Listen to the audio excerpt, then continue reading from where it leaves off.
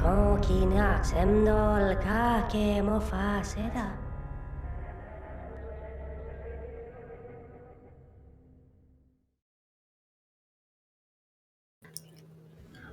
Welcome to Talking in Stations, a podcast about EVE Online. I'm Matterall, here with Carneros. Morning, everyone. And Elise. Hey, how's it going? Really good, guys. Today we're going to be talking about the terrifying league of Dog Fort from Freight Train Diplomacy. And with us today to talk about that is Kanan. Hey, good morning, guys. Thanks for having me on. Sure, good morning. Well, Carneros, tell us all about this. Okay, all right. So for those of you who don't know all the internal politics, I'm the CEO of an alliance in the Imperium, and Dog Fort, as we call them, is a well-known medium-sized corporation that just left Goonswarm in the Imperium and went off on their own. And this was a surprise to many people and just an interesting development.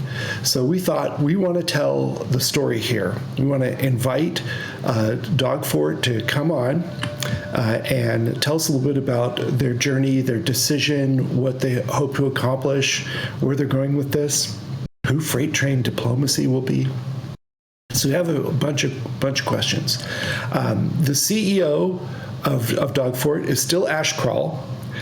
He's not necessarily their most famous member, though. We have their FCs who are block FCs in the Imperium, or were until a week ago, are better known in a lot of ways. Kanan, Thomas Lear, Mapache Doom are some names you might recognize if you were flying on the Imperium side, or you might have been primarying them if you were on the other side.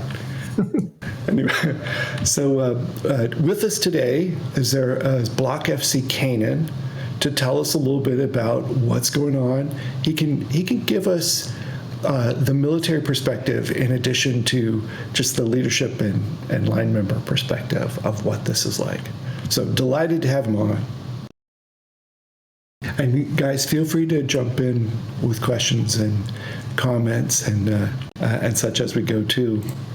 Just like to say, I like all the names I've heard so far. Kanan's a great name. Oh, it is. It is. And his fleets are a great deal of fun to fly in.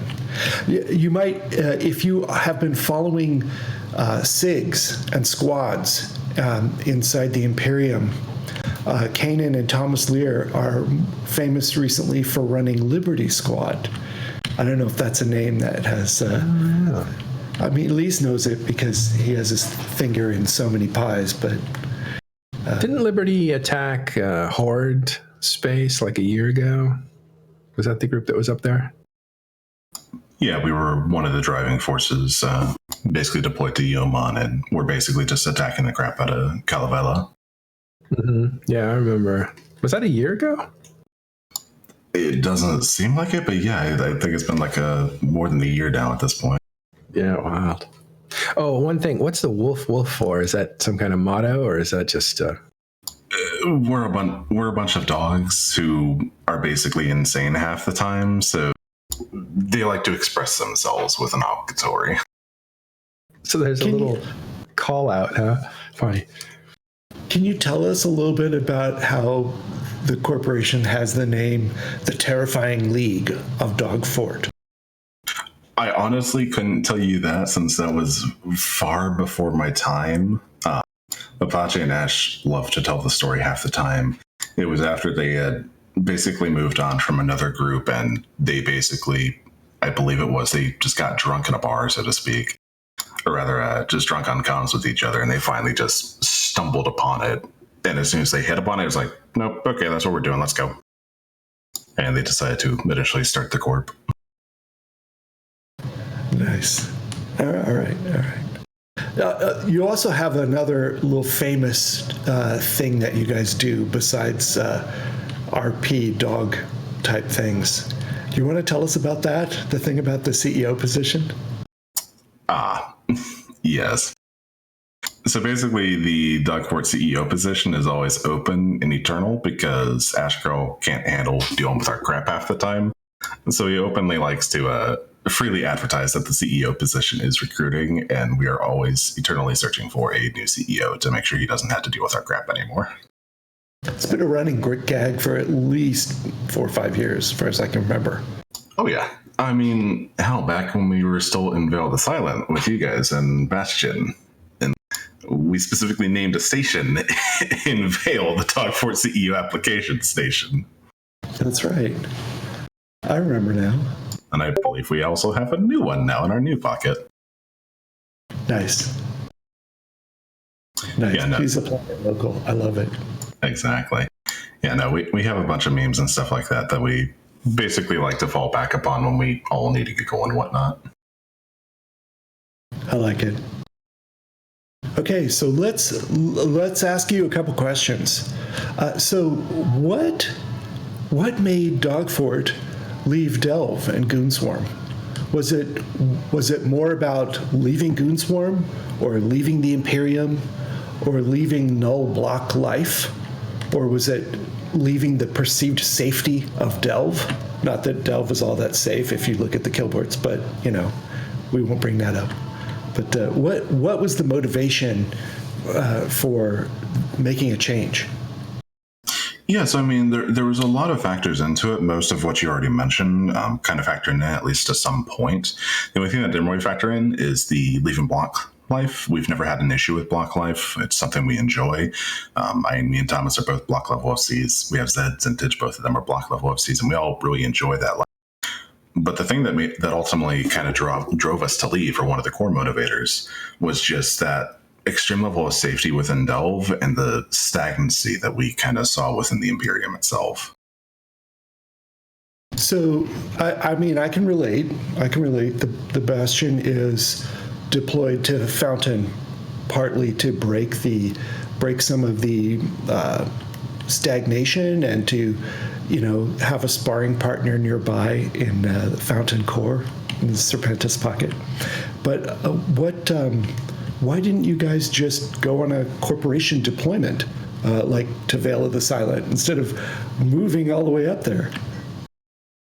So ultimately, we didn't do a corp deployment or anything like that because it wouldn't be a long-term solution. And we had a lot of people that were no longer playing the game. They wanted to come back, but they didn't want to deal with basically what comes with being in GSF, essentially. And so we had far less numbers than we actually do right now while we were still within the Imperium. But as soon as we left and started kind of like having those serious conversations, we had a flood of people basically saying, hey, I want to come back. If you guys are actually going to leave, I'm coming back. And so we basically had to make the choice to ultimately leave and not do something like a corp deployment, because it would be better for the long-term health of our corporation. And it would also give us a chance to build something again, which is something that we really loved and enjoyed. And that's one of the main things that we did in Lawn back in the day that we haven't been able to really do again, so to speak. Were you at all motivated by what Kendar did, I guess, a year ago, maybe a little bit more than a year ago, with Trigger Happy? He kind of, it did feel like he went on a very similar path. Yeah, it was definitely a motivator. Even back then, though, it was something that we had always been talking about. Hey, do we want to leave? Like, are we kind of done with this? Do we want to make a go at it ourselves? But seeing Kendar kind of do it was a bit of a motivator, yes, for sure. And then ultimately a couple of things happened, which ultimately made us commit down that path and ultimately pull the trigger on it. And then it was just a matter of basically just starting to take the steps and make the transitions and kind of wrap up loose ends and all that kind of stuff. And why Veil of the Silent as opposed to somewhere else? And obviously Veil of the Silent very well. We both lived there before the Casino War, aka World War B. Mm-hmm. Yeah, definitely. So Veil and Tribute has a very interesting ecosystem currently after the glassing of Tribute by the Imperium, just because it's basically become a little growing and feeding ground for a lot of smaller entities and stuff like that. So it's the type of place that you can very much settle down and go into if you're a smaller entity, like a sub 50 man group and stuff like that. I mean, you have groups like Road, you have groups like Unspoken, the Federated Alliance of Mafias, Scum, Quiet, and other groups and stuff like that who have basically just moved in here, and they're focused now on small gangs or medium to small sized fleets and whatnot, and basically just running around and fight clubbing each other for the most part. Yeah, it does sound like a lot of similar names that were around when like the Tribute Fight Club first started, with all those small to medium sized groups in Tribute. We spoke to a bunch of them, and they were like, "Yeah, we don't really care about like necessarily living in space and like conquering the universe. We just want to have our little piece of the pie and go out on like everyday roams where we get some medium sized fight." Yeah, and that's definitely true. I mean, I can tell you very easily, like, I've been online and active and running more stuff and being more involved in the game more in the past week and a half, 2, than I have been in the past 6 months at minimum. And that's just because there's such an active ecosystem in this area, and that there's always content of some kind running around, be it solo, small game, Pico game, nano. Everything is here. Like, you can find any kind of thing that you want to be involved in, save for the really large scale block warfare. So those are all, you just ticked off a bunch of names. What are those names? Are they gameplay styles? Yeah, all of those are gameplay styles. You have solo, which is self-explanatory. You have Pico Gang or Nano Gang, which is basically like very small groups of just disjointed types of ships that typically focus on just being incredibly fast, incredibly kitey, and basically being able to just zonk anything that comes. And then you have smaller fleet sizes, typically in the realm of like 30 to 50, where you start to get a little bit more organized, and it's basically just mashing of mans against each other at the end of the day when all is said and done. I always like to think of it as Counter-Strike, but with more people. It wouldn't be an unfair assessment in some ways, yeah. That's funny. Okay. So this is Veil, and we've done 3 episodes now on, we call it Veil of the Violent. So look for that on Talking in Stations. We have part 1, 2, and 3, and this is our 4th look at it, but this is all about Dog Fort. So yeah, did you already have friends up here in the area when you picked coming back to Vale? Yeah, definitely. So one of the things I like to joke about with my group is that Mapache is like one of the most social and friendly guys that I've ever met, and so he basically has friends quite literally everywhere. So we have a bunch of buddies through Mapache and Rote Capel. We also have a couple of people who actually have left Dog Fort and went to Rote Capel. And we also just various people within the Corp have friends and whatnot in Rote Capel. So we have a pretty good relationship with Rote Capel right now. They're our primary friends in the area. And they're ones who basically said that, yeah, if you guys come here, we'll help you get settled. No problem. Nice. Now, did you already have enemies up there as well? Not so much. We didn't really know anyone all that well coming into the area. Like, we knew the names, we had a base familiarity with them, but we don't have any like set in stone enemies or anything like that. All right. So when it came to actually taking your space or getting like a foothold, was there empty space? I don't want to say empty space, but was there like unused space that was open for you? Did you have to kick someone out? Did you have to like shove some elbows and throw some fists to get your foot in the door? Yeah, so Reverberation, or whatever their name was the ones who were originally living in the pocket that were not showing. We ultimately settled on them because they had a pocket down in the entry of Vale, but they also had a secondary one up deeper into Vale. So we basically said, they don't really need 2 pockets. We're just going to take this other one. They can deal with it. And so as soon as we kind of got settled into our staging area in Losec, we kind of started making forays into toasting their stuff and all that kind of happy crap. And almost immediately, they just showed that they didn't want to deal with any of our nonsense, so to speak. And they would routinely just upship us and fly hard counters against us and stuff like that. And it finally culminated into a little skirmish in Q-L, where we basically brought a bunch of frigates. They brought Osprey Navies and Orthruses and all that kind of happy stuff to just completely hard counter it. We responded by inviting Unspoken to bring some sacks into the area, wiped them out, just full wipe. They lost the entire fleet. They then responded by bringing like 20, 25 battleships to the fray against a not even 10-man sec fleet and a now dead frigate fleet. At which point we just dropped some capitals and basically said, no, enough is enough. You're dying now. And then shortly after that, they essentially just collapsed due to internal drama and the pressure. That sounds very dramatic. Now, very short, yes. At what point in your process of deciding to move out and moving up there did you hear that Snuffed Out was reforming? We heard right as we were moving, like we'd already made the decision, and we kind of started to hear the whispers of it while we were moving. It didn't really bother us too much, just because Snuff has never really been an entity that's irked me all that much in that sense. So it had no impact on your planning. It was just a data point. It was just a data point, something to go, huh. Let's explain why that data point might be important to low sec groups. Okay, well, mind you, this is Veil of the Silent, so it's null sec, but it's adjacent to low sec.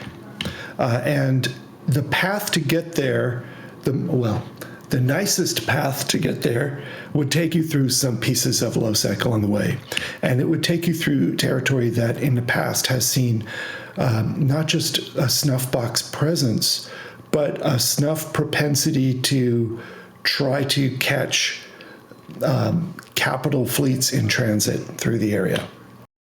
And in general, they would have a lifestyle of, I don't know if pillaging is the right word, of sort of activity, PvP activity that is in keeping with some of the vision that I think Dogfort has for their next level of active life in EVE Online. So I just wondered if if they thought, oh, this might be like a divine providence that of a little bit more scale and action, or if this is a potential threat, or if this is, I just wondered what they thought of the whole thing. But Snuff is a generally, when they're at normal strength, they're an entity to be reckoned with and considered whenever you're moving through low sec in their area. Is that fair, Elise? Yeah, they've got they have a sphere of influence around them as well that kind of goes into Veil.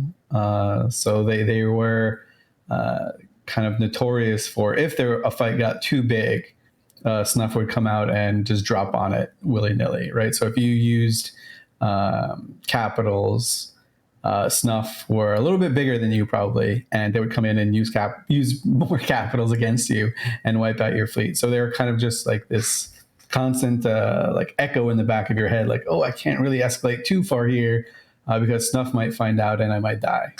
At least that's what we heard from a lot of the people in the area, especially in the tribute area.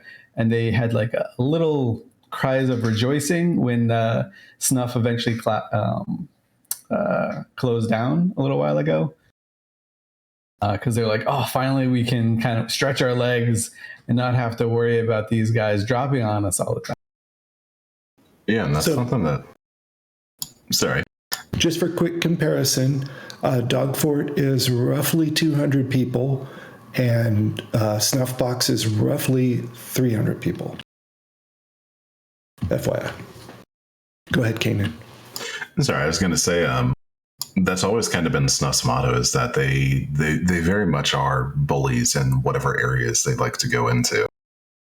And they don't necessarily like to kind of limit themselves to what could be considered a good throwdown or a good fight and stuff like that. They always do want to just crush whoever they're going against. Like a couple months back, I actually deployed Liberty Squad against Snuff and Penis Out just to, have some fun, do some good fights, stuff like that. Didn't want to knock over any structures really, just wanted to go and fight.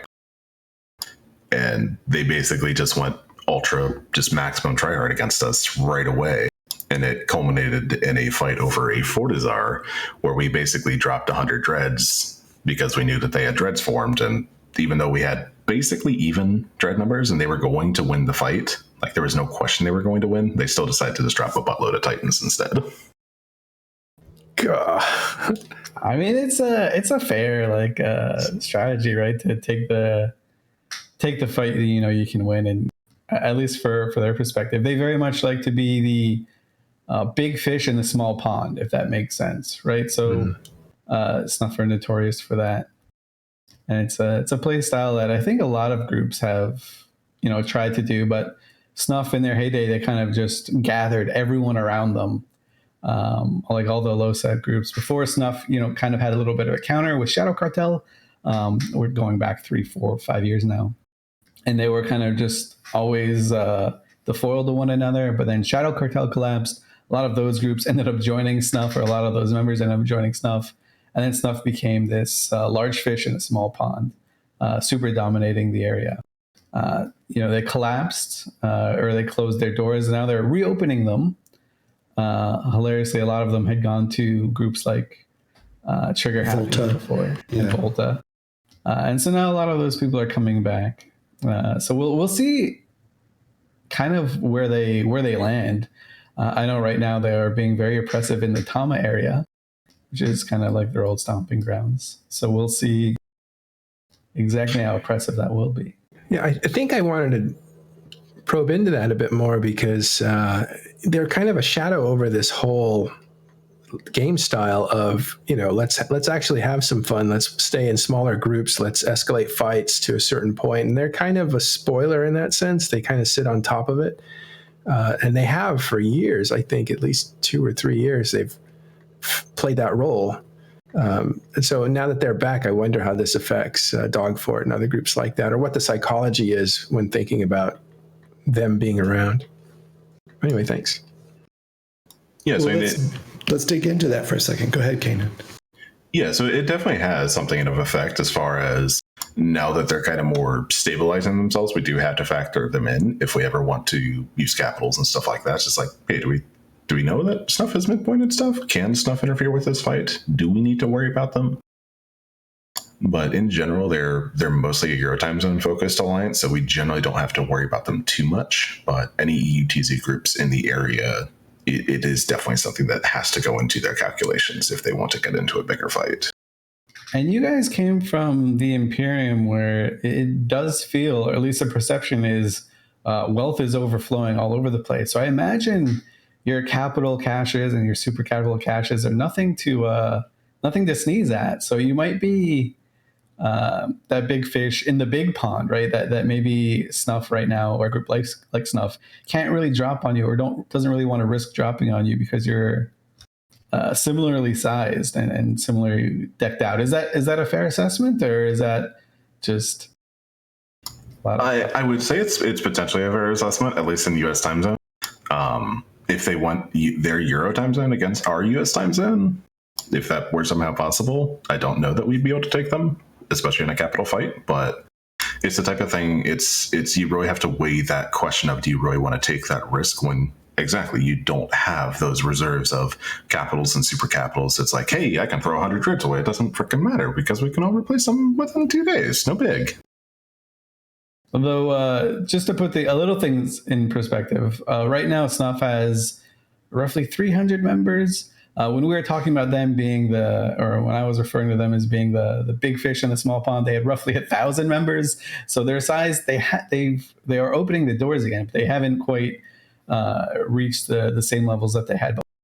So there's still quite a bit of room for them to grow. They're not that oppressive right now. But I'm sure they know people who know people, They do have a robust bat phone network, if I recall correctly. But yeah, it's going to require an additional set of eyes somewhere if you think you're going to use caps. So just to make sure that Snuff's not sneaking up to spoil your party. Yeah, sounds like fun. So now that you, Owen, tell us what your observations are of Trigger Happy these days. What do you think's going on with them? Do you ever talk to them now that you're up there? Yeah, so we had an ongoing relationship with them, and we kind of like knew them, talked to them and stuff like that back when Pitts and Kendar were kind of leading things. We had ongoing conversations with them and whatnot. But kind of now that all those figureheads, so to speak, have left and they've kind of had some internal drama, we don't really have all that much in way of communication with them anymore. A couple of us have friends with them and stuff like that, but for the most part, we haven't really reached out or are working with them too much. Roger. What has surprised you most about the new Veil of the Silent? Honestly, the sheer activity is really astounding to me. It is extremely different as far as just like undocking and just running around space and just goofing off. Just seeing the amount of people that are actually active in doing stuff in space as opposed to basically anywhere within block lands. Like you always have a fight if you want to go find one, basically. Nice.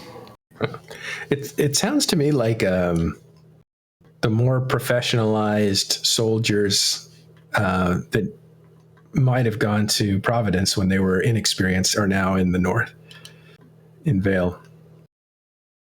It could very well be. I mean, Providence used to be a stomping ground for new alliances and new groups that were kind of wanting to build themselves up and stuff like that, but that has definitely shifted over now to Vale and Tribute at large. Yeah, like we chatted with. Sorry.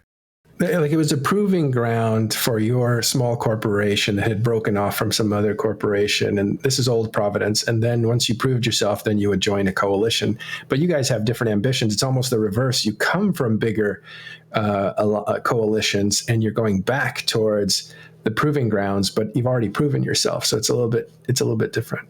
Go ahead, Lee. Sorry. I was going to say, it does, when we chatted with the guys from Forsaken Empire who are up in that area as well, they were very much like, we've kind of been there, done that, we've seen it all. Now we just want to go back to what we had the most fun doing. And that in this entire area seems to be a lot of those types of or at least like-minded people in terms of that. They're not new player groups, they're a lot of veterans. They know what block life is like. And they said, hey, you know what, let me look over here because there's a lot of fun going on. And it does seem to be a neat little crucible of fun action for some like bigger names and people who've been there and done that. It's a very neat little dynamic that I'm glad no one has like ruined. I know Pandemic Legion is habitually, we used to ruin all the good things that were growing in the world. So I'm glad that no one, like if you look around you, there's a lot of big blocks. I'm glad no one's come in to like ruin it. Is that a veiled reference to the deployment of Pandemic Horde this week to Pureblind? I'm sure they're not going to ruin it. They just want to have a little bit of fun. All right, just poking some fun at you, Elise. I don't get a lot of chances. So I see that you guys took a lovely little constellation right by the border of Losec, the YUT3 TAC constellation. I remember it well. You're very near the P3 gate to Ob. Are you guys taking some time to go enjoy some of the festivities in Losec right now with the enhanced warp speed and the drop rate changes for PvP and the King of Losec competition? Not really, for the most part. I mean, most of our interaction in Nullsec is basically just pop skipping over to Roach's neck of the woods so that we can basically crash one of the parties that they're going to, or vice versa. If you're listening to sorry. As we kind of stabilize, we might start looking into Losec in like the next week or two. But for the moment, it's not really too high on the list of priorities to kind of dip our toes into. I say it a little bit for the listeners who maybe aren't actively playing at the moment and didn't realize that there's some festivities happening in Losec that make it a little bit different. If you undock in Losec, you'll get a new icon on your screen that shows you are warping faster and just little things to experience there. Yeah, you actually warp twice as fast, and you wouldn't really think that's a big deal, but it's a huge deal. I was in a pacifier going through, which already has a massive warp speed, right? And I was going like 32 AU a second across the system. I barely saw it because it just peaked once and then went all the way back down. But there's other stuff too going on in Losec. It started last week, I believe, where there's increased drop rates. It's not 100%. I think CZB realized 100% drop rate was a little bit too wonky, but it still increased drop rate, loot drop rate. So if you're a solo PvPer, the kills that you get will be worth a little bit more. And then it also coincides with a nifty low-sec event called the Champions of Low-Sec that started on the downtime after the 26th. And so there's been a lot of action there, people wanting to win that event. It ends on the 31st, so not too long from now. I think there are 3 people probably in the runnings for winning that. I don't know if anyone's actually sat down and done the math to see who's the closest. But Pandemic Legion, for example, moved, or at least did a little deployment back to their ancestral homeland of Amamaki to take part in that event. Dock workers live 2 jumps over in Cormonin, who are very active in the area. Predator Elite is a name you probably heard before. He's incredibly active and well-known, especially in that pocket, and they've been getting a lot of kills.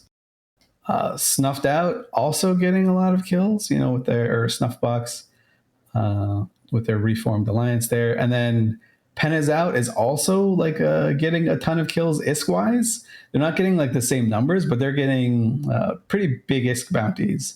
They had a dread fight. There was a faction battleship fight going down.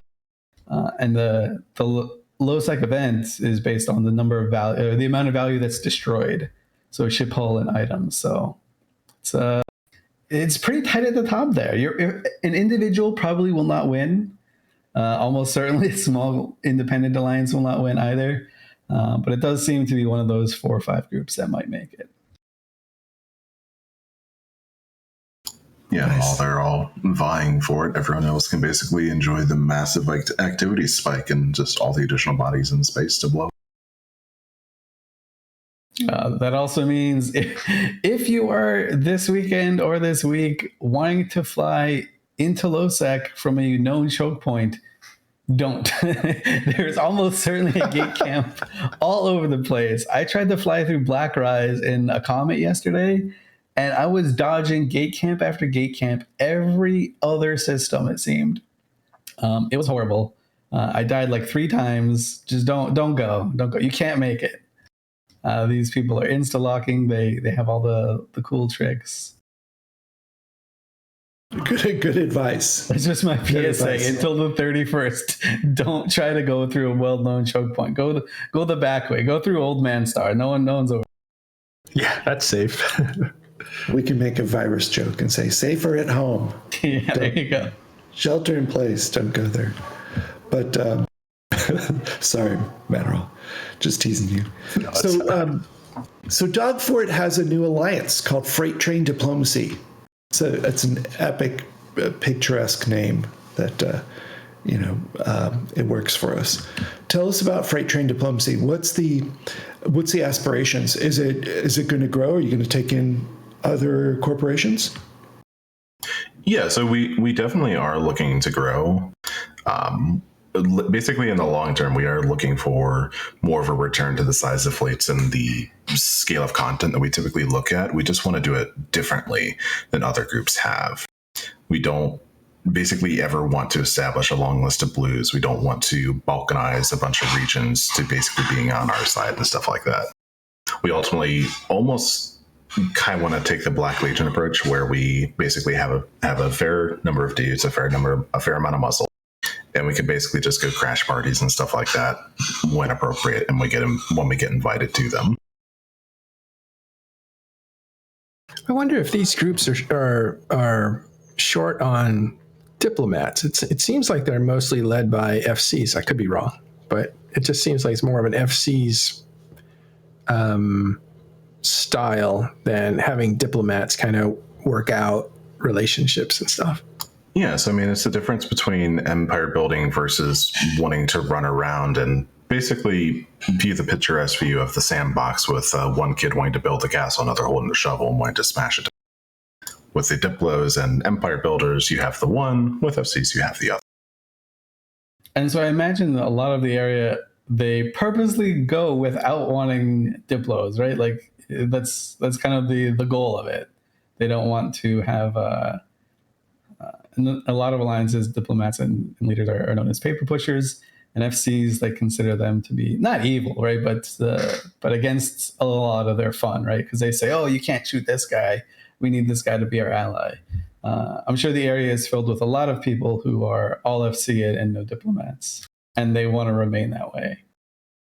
Yeah, well, I mean, all the entities do have their own relative diplomats and stuff like that, but it's a far different scope as far as what they're looking to achieve through those diplomats. With entities like GSF, yeah, you have a bunch of paper pushers and stuff like that, and you have folks that will actively say, no, you can't do that, or, oh my God, why did you do that type of thing? Like, I know that there were a number of instances where I was going to do a thing, or I was actively running a fleet, where I'd suddenly have a diplo just crash in and say, okay, what the fuck are you doing? Going to blow up mans who are not friendly with us? And then basically massive crap storms happened as a result. Isn't that not that this is the point of the show, but isn't that kind of what happened to Pittsburgh? Basically, yes. There's a collision of FC that wanted to do some stuff and diplomats that are saying, like, you're irritating allies. Well, so I mean, it wasn't even so much that. It was an unpublished rule, essentially, or an uncommunicated rule. And Pittsburgh ultimately was, to be perfectly blunt, just a fall guy for the entire situation. And honestly, that actually was the final event that basically set in motion us wanting to leave. Oh, that's interesting. So you might have seen Kendar's example, but you were already thinking about it. But when you saw Pittsburgh get kicked out of Goonswarm, essentially, or the Imperium, that was a defining moment for your ideas? So it was very much okay, I need to get out of here. I'm done with this attitude and this way of doing things, essentially. Because I honestly viewed that whole incident as just inexcusable and just really shitty to have done to what was just an honest to God content creator that was actively creating fun for your dying entity, essentially. And so at that point, I basically resolved myself to do one final deployment for Liberty Squad and my guys, and then after that, I would be leaving. Well, that's interesting because we jumped on top of that story to really explore that. Is that dynamic of what was going on there between FCs that wanted to do some create some fun, keep the guys active, keep them interested, and the interests of the empire builders that wanted to preserve relationships and that sort of thing. But that's the angle that we were looking at it for, and we wondered if that would influence other people from other places, not just in Goonswarm and the Imperium, but in other alliances as well. So that was, in your case, that was true. It definitely had an impact, and I've spoken with other people who are very close to the proverbial fence as well, and that definitely kind of shook them, so to speak, as far as wanting to pull that particular trigger. Well, EVE is a complicated game with trade-offs, and you can sometimes find yourself in a position where there's a conflict between short-term fun and long-term objectives. And in a couple cases, people have wandered near that edge. The fact that there was a Fortizar on the border between between Legacy and Imperium that we had a set of rules for because it was a sensitive location. And maybe not all the rules were well remembered, although they were in the treaty document. It's a part of what they designed EVE for. They wanted you to think about trade-offs when you make it. And there's in some ways, both viewpoints are right. We do need short-term fun. We do need long-term strategic interests sometimes.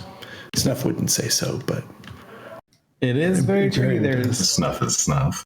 When you're part of a larger coalition, there is a lot of friction that happens between your content enablers and people that try to keep the peace around the area for everyone else.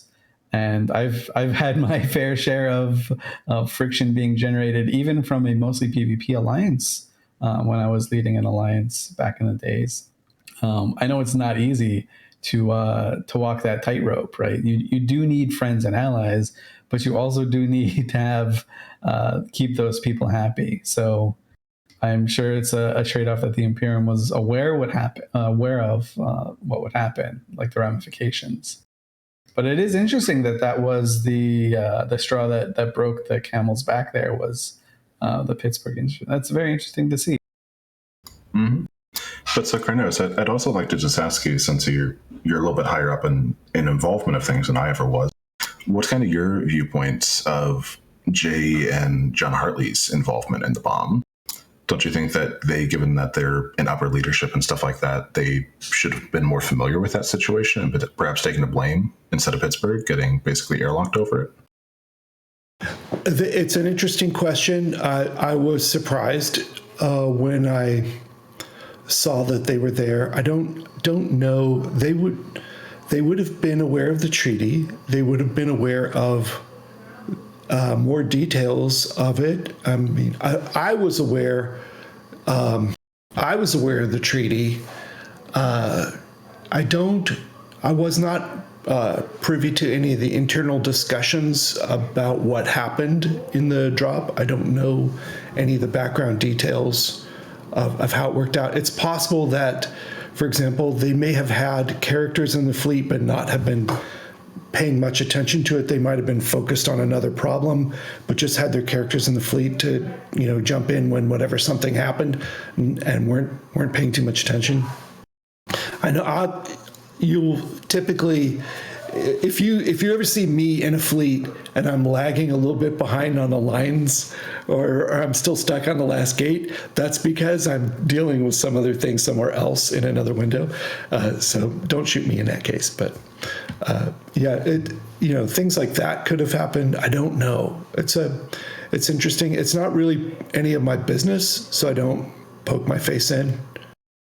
Just from a completely, if I were to be in that hypothetical situation, sometimes when you co-star someone like that, it's not a matter of the act that they did that moment. It's everything that they led up building to that. And I'm not saying Pittsburgh was like this type of person, but if there were some type of person that was like habitually line stepping or crossing over the line or getting right up to it and being an annoyance that you deal with over and over again, once he crosses that line, even if there are other people there, he's graded on a different scale, and it's not fair, or it's not just, but it does make sense in a way, right?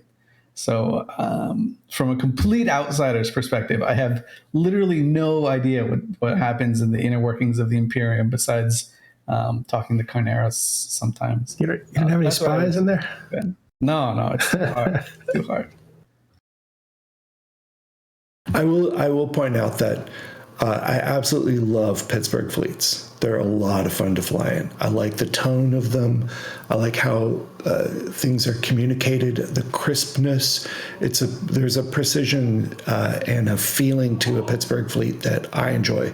Other people like maybe more chatty jokes from the FC and stuff, and those can be fun too. But I do absolutely love Pittsburgh fleets, and I miss them. I'm glad he's in NCDOT. I'm glad he's blue. I'll put it that way. Yeah, I'm very remiss that I wasn't able to poach him back, because I definitely enjoy having Pittsburgh around with me. Oh, he's in chat. I didn't realize he was in chat. Oops. Okay. All right. Well, I didn't say anything bad. I thought you saw him and then complimented him. No. Not the other way around. No. All right. Okay. I see the little note you wrote to me in the back channel, McLeod, but I don't understand it. But anyway. I think he's asking you which you prefer. A Villy versus Mr. V fleet. You know what? I don't think I've ever been in a Villy fleet. I love Mr. V fleets. Absolutely love them. I remember those European Union SIG fleets. Fantastic. I miss Shadoo, honestly. But anyway. Mr. V was one of the most annoying FCs to FC against when you're on the other side, because he's so good and so precise. And he also headshots FCs all the time. Doesn't everyone? It's like, I think like No. there are people who do, but Mr. V does it in a way where he waits until you're about to lose to do it. Like he knows like the ebb and flow of the fight that's going on. So he'll wait until you're like kind of on the back, about to be on the back foot, and then go for the headshot to create a bunch of chaos so he could capitalize on all the kills. He like boiled it down to a pretty good art. That's why he was super frustrating to fight against. So And he didn't go make after. mistakes, which is the annoying part. I love it when people make mistakes and you can just capitalize on them, but he wouldn't. He was like, what do they call him? Ice, or I forget. Well, that's interesting. I think we should point that out, though. At least what you just said is there's an ebb and flow to battles, and maybe some FCs will get shot at the beginning trying to headshot, the opposite fleet. But usually they're pretty well protected at that point. Iceman, that's what I was thinking of. Thanks, Caleb. But he would headshot the guy or the opposing fleet commander at a certain point that would create more chaos. That's super interesting tactics.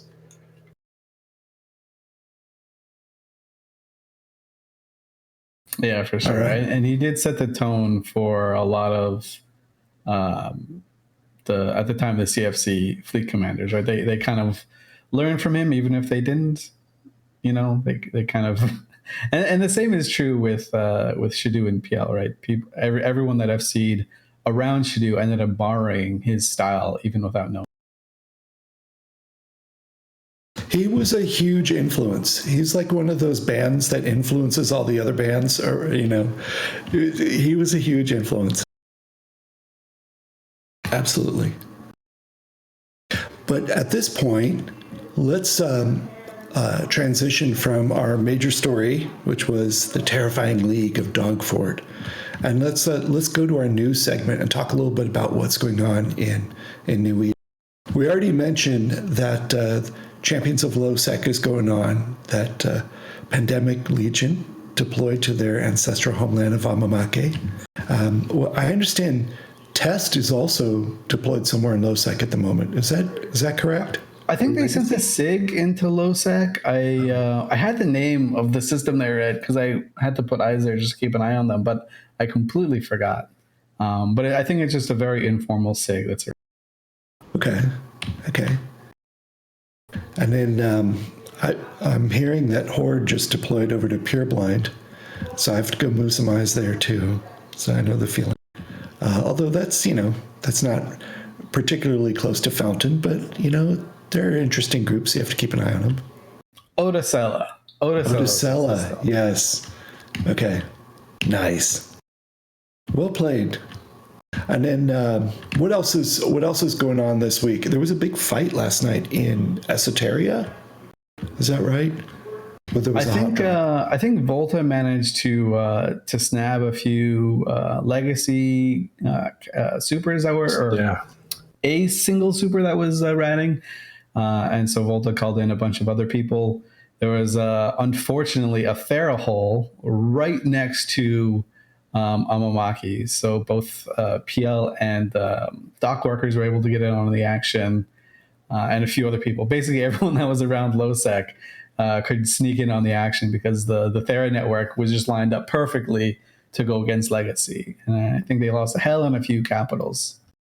So the dock workers and PL in that case were on the same side instead of shooting each other for once? They were begrudgingly shooting a Legacy Super together. And then as soon as that started, they were like at each other's throat. There's a certain dynamic there that's amusing. Yeah. Okay. What else? Inner Hell. Now, are they up to more shenanigans in J Space as well? I heard they were evicting someone. Do we know anything about that? Yeah, let me get the name of who they're evicting, but it looks like there's another victim. It's not unusual anymore. They're just kind of on a roll. I'll see if I can grab it. Inner Hell has got this. Every time we learn a little bit more about them, the more fascinated I am by them. They seem to have struck the perfect balance, right? So they are known as like the bad guys that go around and evict other people. And then when everyone got all really mad at them and banded together to thwart that group, it ended up being Hard Knocks that got the punishment for it. Yeah, And Hell totally. was sitting in the back like, not us. It's like it's like the guy behind the guy you're having harsh words with reaches around his friend and slaps you in the face. So you punch the guy in front of you instead of the guy that slapped you. Yeah. So they looks like X877 Alliance or the 59P Corporation. Looks like their hole was attacked. But yeah, there's Inner Hell did some kind of talk with Outer Hell, and we were told they weren't related at all. But the talk is in Russian, so we're still translating that to figure out what they talked about and see how they're actually related, if they're related. So we'll have more on that a bit later. But if I could go through some of the stuff that we talked about this week, there's a lot of videos on our YouTube channel. And I'll just say some of the big topics that are being discussed now. The Moon Mineral Redistribution Update just came out. And I believe that hit wormholers probably harder than wormholers and low sec groups a lot harder than anybody else. You have any comments on that? I see that wormholers were like really disappointed, I guess, because now they have to go back if they want to build capitals in their hole. A lot of it has to do with hauling now, and they have to like haul the materials in, if I understand correctly, rather than harvesting it locally or like an adjacent hole. So it became a little bit harder to form or to build up big capital caches in your own hole. Right, and that's kind of what they live on is building the capitals inside the hole so they can defend themselves or even rat in a bigger way. So you need a lot of minerals to do that, but if you have to import them, it's going to be hard to get them through those holes, the wormholes. So it is a little bit of a nerf to defenders who got boosted pretty massively with the frigate hole changes. So. Oh yeah, how those work together, right? I think that's at least the idea that they had. I'm sure also CCP just looks at the metrics, and when they look at wormholes, they just scratch their heads. They're like, "How do these guys keep making money? These guys are just printing money everywhere. Got to figure out how to turn off those faucets." Well, so the Moon Mineral Update, to describe it a bit better, is right now you can mine. For miners, you can mine all kinds of things. You can mine asteroid belts. You can mine sites that are, I guess, anomalies. But you could also mine moons for actual minerals. And instead of just moon mining materials that come off the moon, so do minerals as byproducts. They're really just kind of a waste product. But, you collected those. So if you had a moon that you were mining, you could be self-sufficient. You could get T2 material, stuff that builds Tech 2 equipment, and you could get the minerals that build Tech 1. So you had them both. And so CCP has just eliminated the byproducts. So you cannot get T1 materials or T1 minerals off your moons anymore. They haven't just removed it. That's supposed to come on Tuesday. So they've just announced they're removing it. Oh, thank you. It's about to come. Yeah, so this is the last weekend that you can do mining of moonfrax, as we call it, at the same way you've been doing it for months and months. So enjoy it right now. And if you have mined anything from a moon, you need to refine it right now. Refine it before Tuesday patch, because that same material will give you less value if you refine it on Tuesday. They changed the refining rates too? No, sir. They changed the composition of the stuff. Oh. They are changing the composition of the stuff. So what it refines down to will be different and less attractive. I thought there was Also, a grandfather clause, though, for stuff that No, the was grandfather clause is if you have a frac in process and a chunk of the moon is currently moving slowly to your Athanor, and it's going to take 30, 45, 60 days to get to the Athanor and be shattered and mined. That is still going to keep going at the rate with the contents of what the moon has today as opposed to what it will have on Tuesday. But the composition of the material, once refined, once you do mine it and then go to refine it, will no longer have all the benefits. So it's only a half a grandfather, so to speak. I got you. Yeah, that makes a lot of sense. Thanks for clearing that up. All right, and cool. This is kind of the change that people were preparing for and scared about, and like it's where the market kind of seized a little bit when it was first announced that there was going to be a rebalance and a redistribution of resources. So it's interesting now that we have the news to see how the market is actually going to react. There's another a huge market person, but I have a feeling Tritania might be a resource that people are going to start hoarding. If you listen to this and you think, oh, I want to know more about this subject, I would direct you to, sorry about the phone in the background. What I would ask you is to look at a talk show yesterday called Push to Talk, and please take a look at the guests yesterday, which were CCP Rattati and CCP Goodfella, and they talk a little bit about this. Yeah, it's a good show with developers that actually talk about this subject. Also, we have a YouTube video called Moon Mineral Distribution Update. Check that out because we go for a full hour talking about the changes and their implications.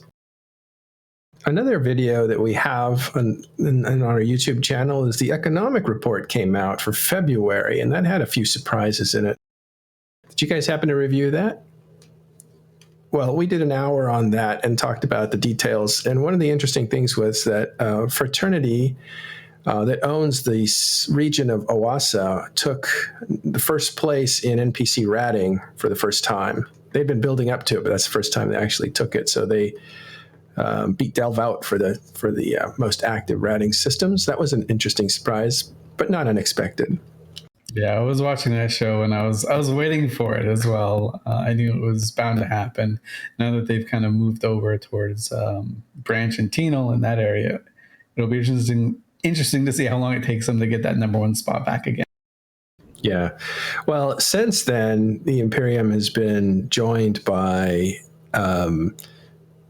Ranger Regiment, Iron Crown, and Dracarys. Yeah, I kind of thought Iron Crown was no more. Are they? I don't know what their status was, but Dracarys for sure. Well, Iron Crown and Dracarys are kind of like a combination in a similar way to the Initiative and Initiative Mercenaries are a combination. They're both run by the same leader, Gone with Wendy, as opposed to Sister Bliss, and it's just I think of them that way, but that's because that's the cultural reference I have in the Imperium. So Delve might compete pretty hard for an NPC ratting title. So we'll see what happens in March, and that's already happened. So we'll see in March what those numbers look like. Another thing in the economic report for February, it was very interesting and surprising, was how much mining is going on in Domain. I couldn't figure that out. But also Dodixie appears to be back as a trade hub. The trading in Dodixie has skyrocketed. It's taken its place as third place again, behind Jita, which just dwarfs everybody. And then, of course, Amar, which is the Amarian trade hub. And then it used to be Dodixie, but then for a long time, Delve actually took the third spot. But Dodixie has just kind of come back with a vengeance. I don't know what's going on there. I wonder if it has anything to do with the, we had a show, I don't remember exactly when it was, I want to say 3 or 4 months ago, about an individual who was setting up market hubs in different areas of space. And he was like expanding it. He started in Stackmon and kind of moved all around. And I know that he had like his eyes set on the Dodixie area. I wonder if he played any role in that. I'd be curious to do a follow up on that. That's cool. I remember that show. That was interesting, and it's a wonderful illustration of the fact that an individual can make a difference in New Eden, even on such a huge server as Tranquility. Yeah, I'm frantically looking for that episode. It was on January 21st, called Marketplaces and Ecosystems. So that may be the fruit of that guy's labor, yeah, or those guys' labor. There's a few of them. That was Smog 890 and Avio Yankin. Yeah. Good. Thanks for reminding me. I should have remembered that.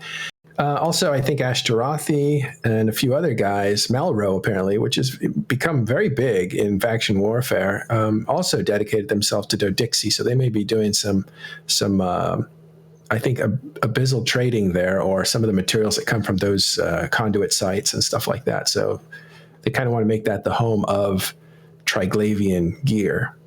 Oh, that makes sense. That would actually make a ton of sense.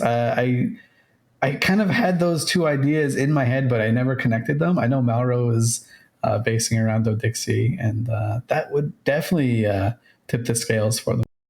Yeah. So anyway, Dodixie is back, and I gotta say, that was my original home. So I got a soft spot for it. I didn't move to Kaldari for many years later. Okay, and then there's a few other things. We had an interview. I thought this was a really interesting interview with Chasa from Horde.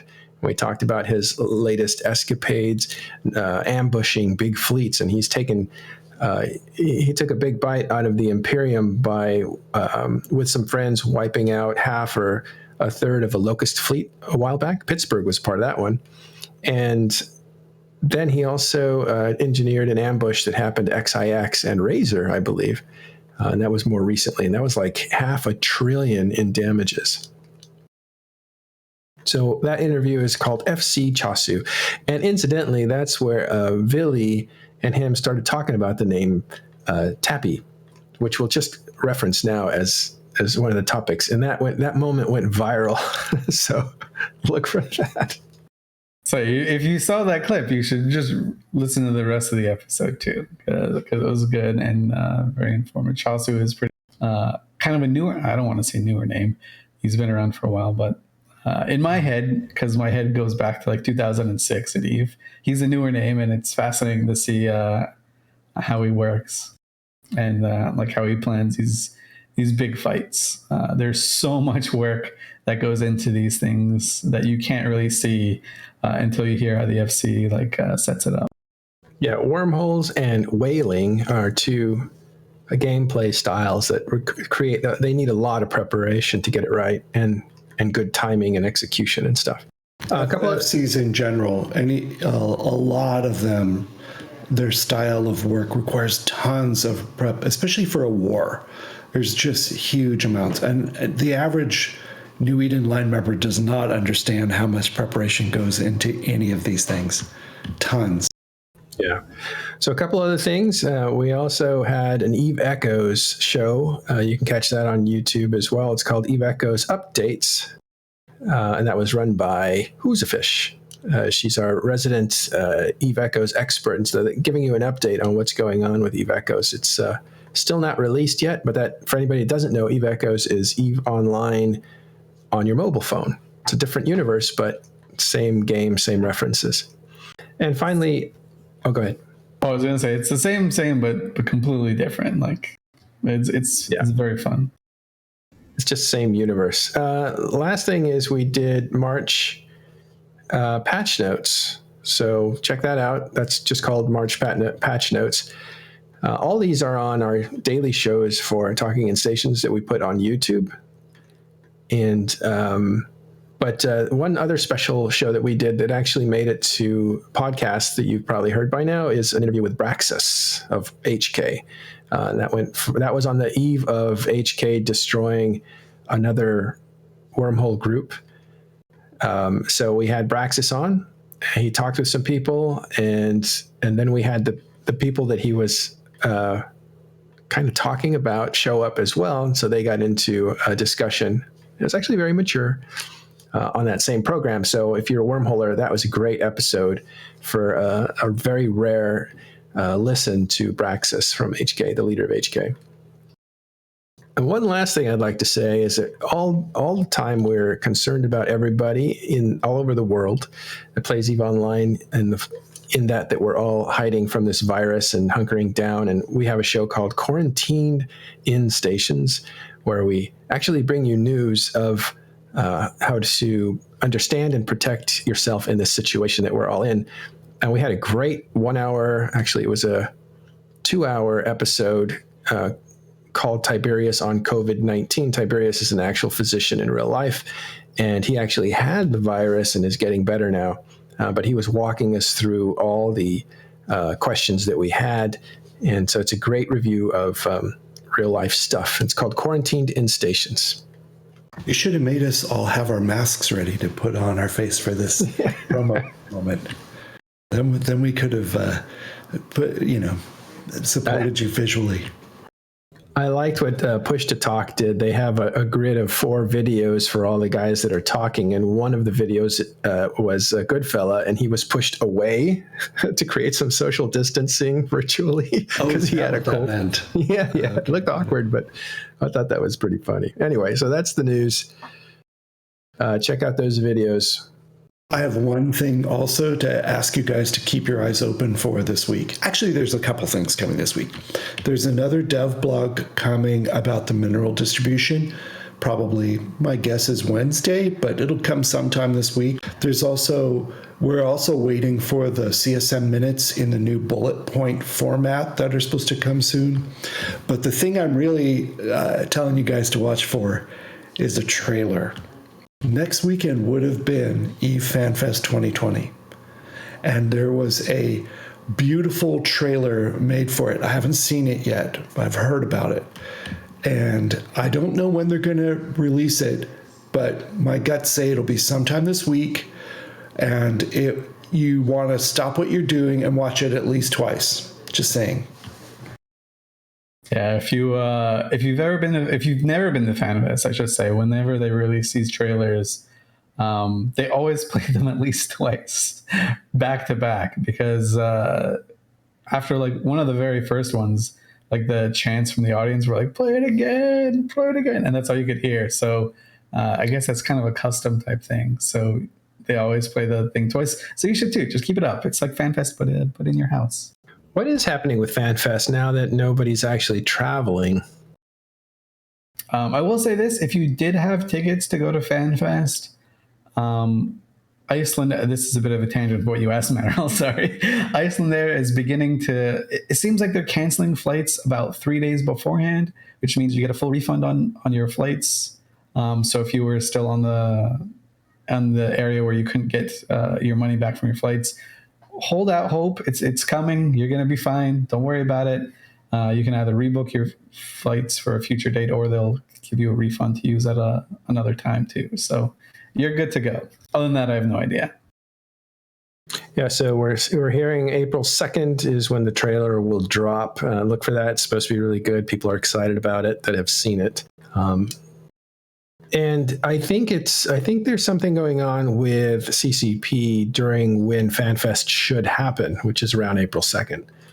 So maybe look for some announcements, look for some big news. We'll know more when it happens. I do know that CCP TV today is going to have their inaugural showing, I guess. We want to have it, call it like that. Oh. They did announce CCP TV was a project that they were starting at the beginning of this year. CCP Fleabix. I don't know what he did before, but they announced that. They announced that, yeah, he's not Weetabix, as we called him before. He's CCP Fleabix.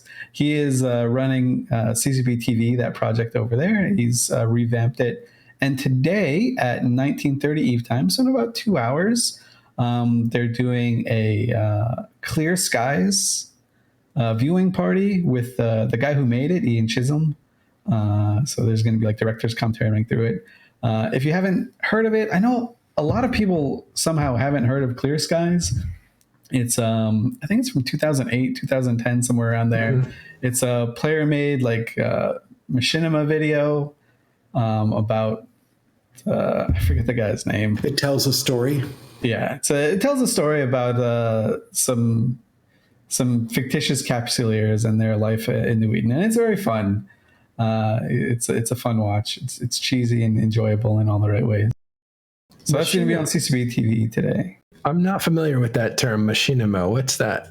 They get like little avatars from other games. I think these guys are from Half-Life 2 or Halo or something like that. Or no, not Halo. I'm an idiot. Half-Life 2. And so they got these little avatars walking through space or walking through the decks of what they call a temple. Machinima is basically making a movie to tell a story, but instead of using human actors to move around in it, you use characters from a game.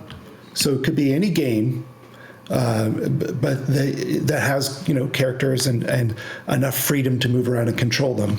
But Clear Skies is just the most famous example of a series of motion pictures made in the Eve engine. And I imagine they'll spend a little time on how he made it, for example, because initially he just had to use the regular Eve client like everyone else. A little bit later on, he got very special, very rare permission from CCP to use an internal build of the Eve client called Jessica that is built for art purposes, and the artists and the people who make trailers inside the game, like the trailer we're excited about this week, were almost certainly made partly in Jessica. So he'll talk a little bit about that. But we've got a little piece up on the screen right now, and obviously those parts parts where they're in a station, he had to use other tools for that, because we didn't have in-station tools at those. There was no walking in stations. No, sir, there was not. Yeah, this predates walking in stations. So he walked before CCP let us walk in Incarna. But yeah, it's a very fun thing. It's like Eve history, and if you got nothing else going, if your Netflix queue is tapped out, like I know a lot of people are, it's definitely worth a watch if you haven't seen it before. And it's John Rourke. He's the captain of the Clear Skies, which is a temple. So that's coming up soon on CCP's channel. It's 1930 Eve time today. So that's just in a couple hours. Yeah, you could tell it's old, probably 2008, because it's a 3:4 aspect ratio. It's not this widescreen stuff. It's wild. But check it out. It's a movie. I think there were 3 parts to it, and you're going to have the director there too to kind of talk about it, which would be cool. All right. Anything else, guys? Oh, the thing I was going to say, Elise, was it Fleabix? What's his name? CCP. Fleabix, yeah. CCP Fleabix. Yeah, he had they did a trial run, and he had some technical problems that he was trying to tackle. It really felt like he was wrestling an octopus. It was just getting the best of him. And then I think they went off air finally, he and Dopamine. So hopefully they worked out their bugs, and we'll see what happens with them. All right. So you guys have anything else? If not, we are done. I want to say thanks to Kanan for hanging out with us. Yeah, sure thing. I'll be excited to watch what you guys get up to. I'll be stalking you on the kill boards, but it's like a nice stalking, not like a creepy stalking. Yeah, feel free to stalk us as we relearn the principles of small gang and all the pitfalls and differences compared to that versus block warfare and stuff like that. Please give my best to Zentage and Ashcrawl and Thomas and Mabache. Oh, they'll all be watching the show, so they'll get it directly. Thank you. Awesome. All right, everyone. Thanks very much for joining us. 235. That's pretty good. Well, it's nice to see our live crowd get bigger. There's a little more interest there, but we've always had really strong numbers on podcast and stuff. But it's nice to see the actual live crowd. I think you guys came to see Kanan, listen to what's going on in the world. Thank you, Carneros. Thank you, Elise, and of course McLeod, our engineer, putting up the stuff. And thanks, January, for putting the show together as a producer. We will raid somebody in just a minute, and we will see you next time on Talking in Stations.